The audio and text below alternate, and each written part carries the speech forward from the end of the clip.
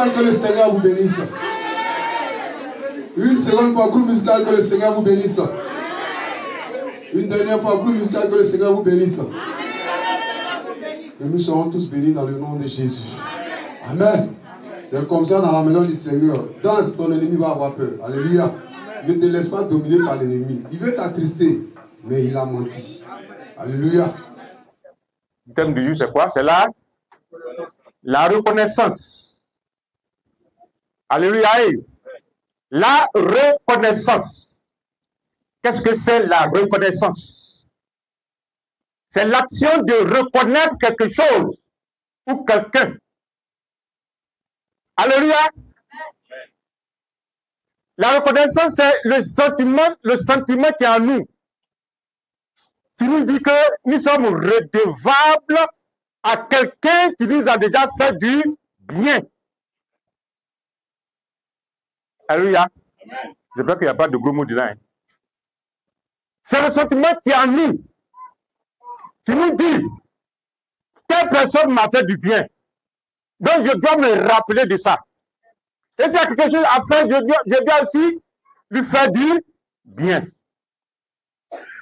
La vie d'un chrétien, c'est une vie de reconnaissance. Alléluia. C'est-à-dire, tu donnes, et puis on te redonne. Tu donnes, on te redonne. Tu donnes, on te redonne.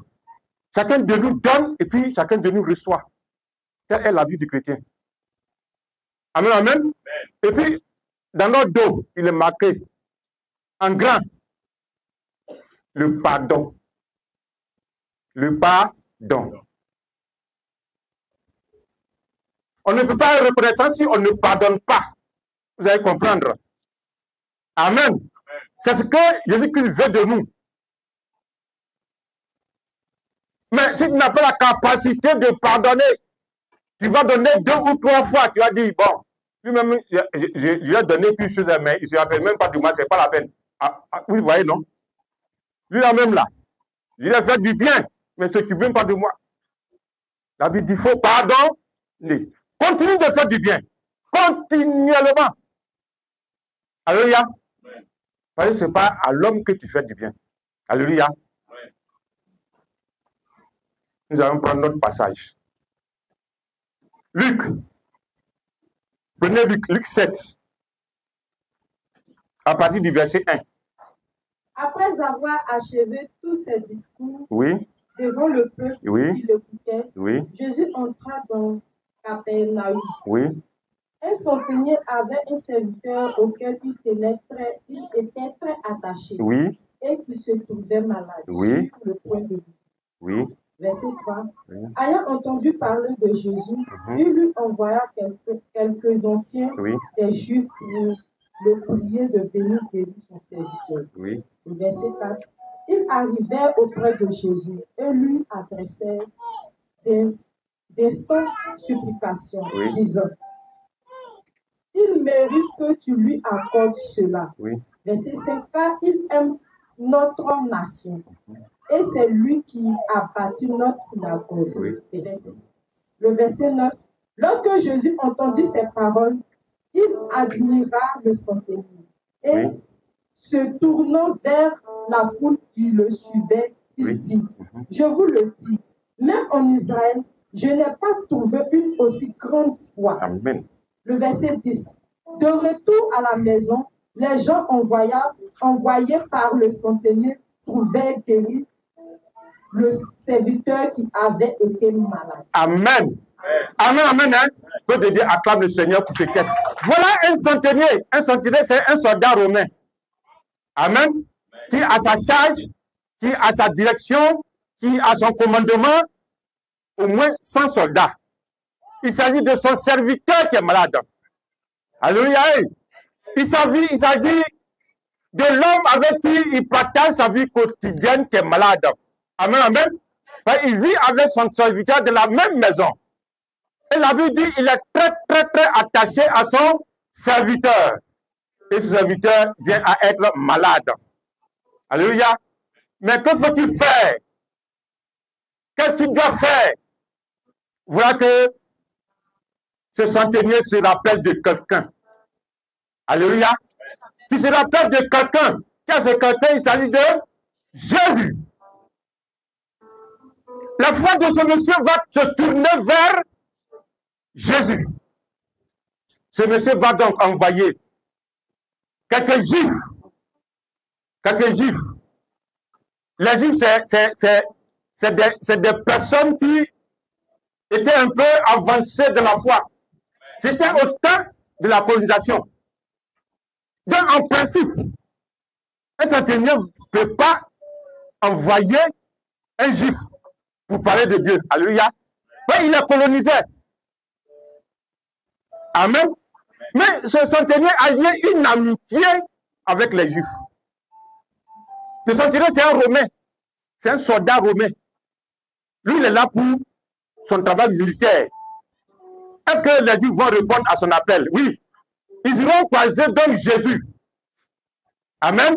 Amen. Et lorsque Jésus va entendre cela, il va dire, allons-y. Amen.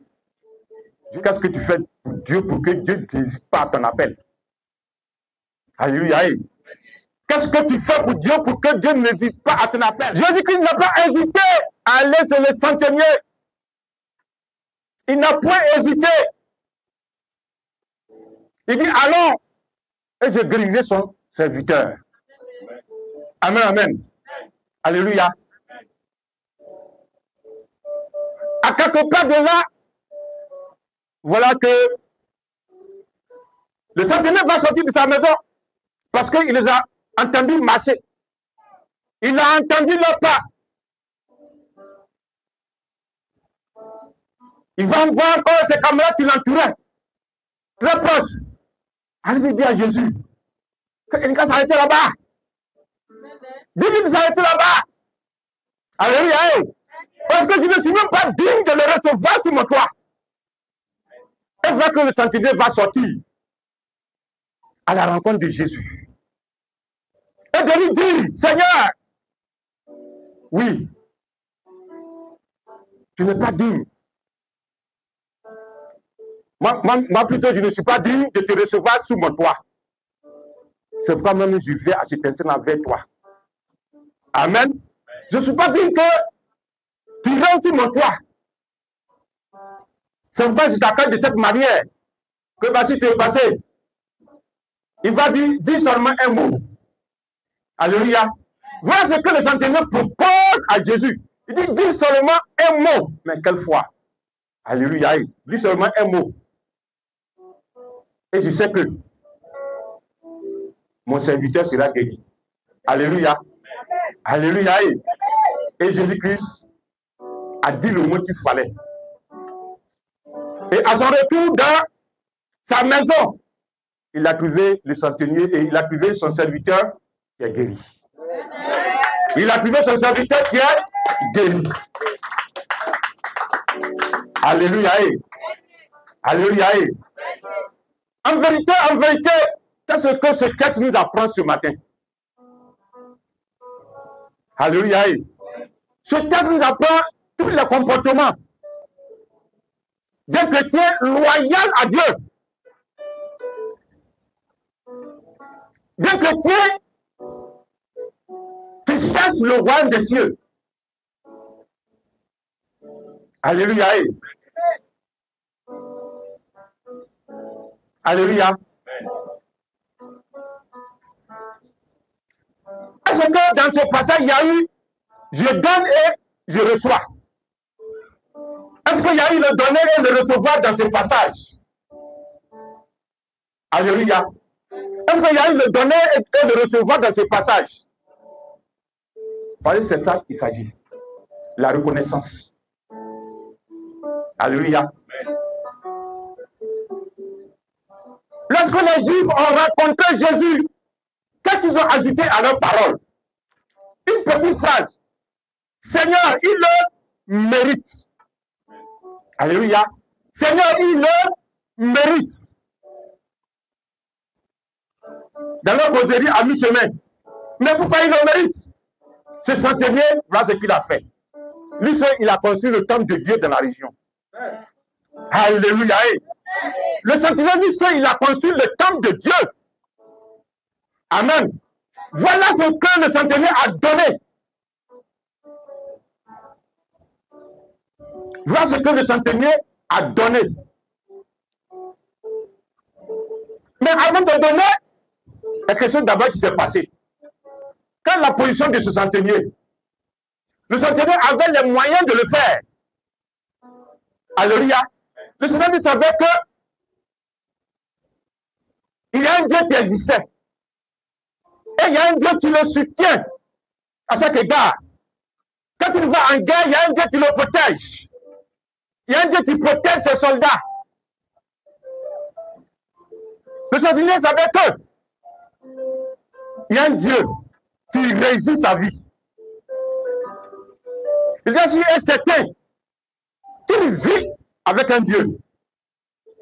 Et à cause de ce que ce Dieu-là agit de sa vie, lui aussi, il agit de la vie de notre Dieu.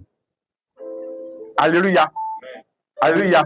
Donc, par sa position, il va construire un tabernacle pour Dieu. Alléluia. Et par sa position, il va construire donc une maison pour Dieu. En reconnaissance. Alléluia. Et comme Dieu aussi, que Dieu reste pas sur lui. Alléluia. Que Dieu reste pas sur Dieu. C'est nous qui sommes le problème. C'est nous qui n'avons pas assez de foi dans le donner et de recevoir. Amen, amen. C'est nous qui sommes des problèmes. Nous avons des problèmes de la reconnaissance, de la manifestation de la bonté de Dieu dans notre vie. Ah, quand c'est comme ça, c'est compliqué. Amen, amen. Pour donner, on hésite. Pour donner, on lutte. Nos doigts luttent dans nos poches. Amen. Pour donner, c'est compliqué. Amen, amen. Mais c'est vrai, c'est parce que c'est compliqué que Dieu veut qu'on le fasse. C'est un sacrifice. Alléluia. C'est un sacrifice. Le centenier a donné, Jésus aussi a donné. Mais au commencement, c'était Dieu. Au commencement, c'était Dieu. Dieu nous a toujours donné d'abord. Dieu nous a toujours donné d'abord. Alléluia. Et c'est ce que nous ne savons pas. Dieu a donné le premier au centenaire. Et le centenaire a répondu avec la construction du tabernacle. Donc il est reconnu. Il est reconnu en tant que bienfaiteur, en tant que celui qui donne. Amen, amen. Mais Dieu le reconnaissant en tant que celui qui donne, il va encore donner. Il va venir pour guérir encore son serviteur. Alléluia. Et tant que reconnaissant Jésus en tant que Dieu suprême, c'est la même qui guérit, il va toujours t'accompagner dans ta vie. Il va toujours te redonner ce que tu as donné. Il va toujours participer à ta vie. Il sera toujours là pour toi. Amen, amen. C'est la reconnaissance. C'est la vie de la reconnaissance. Tu es à l'écart, tu donnes à personne. Tu ne donnes à personne. Par qui tu recevras? Par qui tu recevras si tu ne donnes à personne? Si tes mains sont fermées, par qui tu recevras? Alléluia.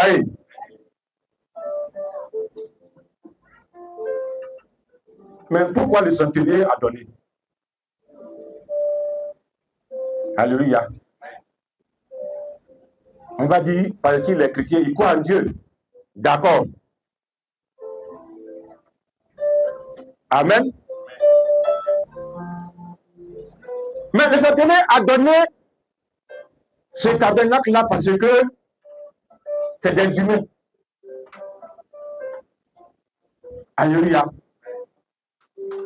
Le centenier a donné ce tabernacle-là parce que il a le respect de ces humains. Amen, amen. Jésus-Christ est 100% humain. Jésus-Christ est 100% Dieu. L'humain de Jésus-Christ se trouve dans les enfants qui ont faim, dans les personnes qui ont faim. Quand il leur fait du bien, Dieu ouvre son côté surnaturel et il agit dans ta vie. Et à lui-même, il a dit, au dernier moment, Dieu va dire, arrière de moi, pourquoi arrière de moi? Mais j'ai été chez toi en tant qu'orphelin. Tu ne m'as pas reçu. J'étais prisonnier. Tu ne m'as pas rendu visite. J'avais faim. Tu ne m'as pas donné à manger. Alléluia. L'humain de Jésus-Christ était dans cette personne. Amen. L'humain de Jésus-Christ était dans cette personne. C'est pourquoi Jésus dit, rendez grâce continuellement en toutes choses. Il n'a pas dit à telle race, à tout le monde. Parce que tout le monde est humain. Aujourd'hui, c'est un jour de reconnaissance. En ce jour-là, l'Esprit de Dieu a dit au pasteur de mettre ce jour à part pour que les enfants de Dieu se manifestent à travers une reconnaissance. Amen. Pour que les enfants de Dieu se manifestent s'ils sont reconnaissants à l'égard de leur Dieu. Il y a un petit témoignage. Il y a presque l'heure. Alléluia. Mais la reconnaissance, là, ce n'est pas fait de théorique, c'est pratique. Amen, amen. J'ai mon grand-père maternel. Il a quitté Abouaké, il partait au Ghana. Alléluia. En partant au Ghana, il a croisé les Aïs à Bangourou, présumément vers Aïmbileko. Il y a un roi là-bas qui l'a croisé. Amen. Donc il était hôte du roi. Le roi l'a accueilli. Comme on t'a accueilli dans leur maison, est-ce que quand il va au champ, tu vas rester à la maison? Donc mon grand-père aussi va au champ avec eux. Alléluia. Mais façon, mon grand-père s'est mis à travailler là. Alléluia. Quand le soir est arrivé, le roi dit, ah, Yoboué, vraiment, hein, je sais que tu vas au Ghana. Mais Ghana là, je ne vais pas te laisser partir. Il est là, il écoute. Je ne peux pas te laisser partir au Ghana. Déjà, quand le grand-père travaille là, il va se casser quelque part et puis il le regarde en train de travailler. Il dit non, c'est pas la peine. Alléluia. Le grand-père aussi, c'est un grand chasseur. J'étais en train de se retirer dans un petit campement quelque part là-bas, à quelques 8 km de ce village-là. Quand il va chasser les gibiers, quand il gagne les gibiers, il envoie une bonne partie au roi. Amen, amen. Voilà, deuxième action. Alléluia. Un jour, le roi fait venir mon grand-père et puis dit, oui, là, à partir d'où tu cesses tes gibiers là, à partir de là, parce que là, tu vas jusqu'à l'infini là, c'est pour toi. Alléluia. Et à partir du campement où quand tu tires tes gibiers, tu viens les sécher là, à partir de là, c'est pour toi. Ça, c'est pour toi. Il faut prendre. Regarde, il faut oublier. Je ne peux pas laisser un homme aussi vaillant partir comme ça. Il a les bonnes enfants, il s'en va au Ghana. Il faut rester. Voilà, forêt. Alléluia. Alléluia. C'est ainsi que mon grand-père a créé ce village. Actuellement, quand il dit je m'en vais à Bangourou, c'est là-bas. C'est un gros village maintenant. La reconnaissance. La reconnaissance. Ça ouvre les portes. Ça donne la paix à la société. Ça fait évoluer. Ça transforme la vie. Alléluia. Des fois, on fait des gestes insignifiants. Et c'est ce que Dieu saisit pour nous bénir. Des gestes insignifiants. Là, des fois, tu fais un geste à une personne. Ça ne peut même pas penser que c'est vraiment important. Mais quand il va raconter aux gens, c'est même tu es à l'aise. Il dit, ah, donc, depuis que j'ai fait là, il dit ton bon nom comme ça. Alléluia. Il regarde comment ça réjouit ton cœur.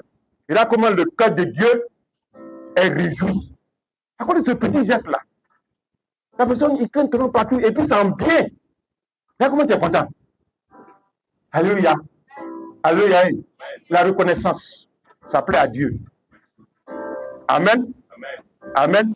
La Bible dit, au fur et à mesure que notre foi grandit, il faudrait que notre charité aussi suive. Amen. Il faudrait aussi que notre, comment dirais-je, notre manière de donner aussi grandisse, croisse.